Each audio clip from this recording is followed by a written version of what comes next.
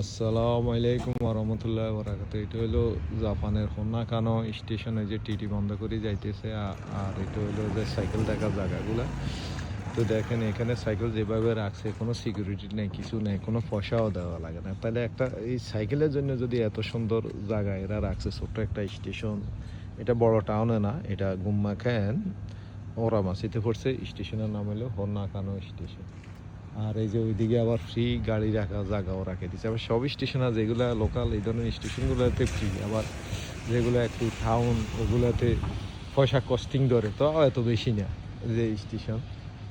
তাইলে আমরা কোন পর্যায়ে আছি?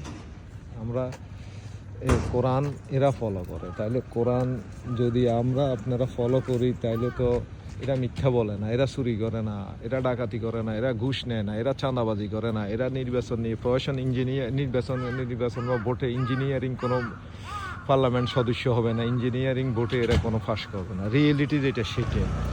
এখন কারা ইসলাম পালন করে এ নিয়ে আমার দেশের স্কলারদের কাছে আমার প্রশ্ন। ওনারা তো ওয়াজ মাহফিল সারা জীবন ওয়াজ মাহফিল করে গেছে। আমি নিজেও গেলাম, কত ওয়াজে গেলাম, কত হুজুরের সান্নিধ্য গেলাম।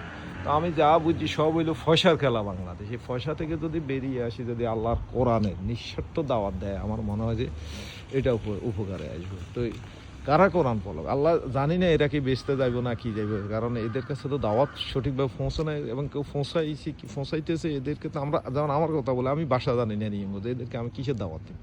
আপনার ভাষা জানতে হবে। কারণ বাংলাদেশে যারা ভাষার প্রতি জোর দিতে হবে, যারা ইয়াং জেনারেশন আছেন, যে শুধু আরবি জানলে আপনাকে হবে না। কোরআন মুখস্থ করে যদি কোরআনের অর্থ না জানেন, কোনো কাজে লাগবে না।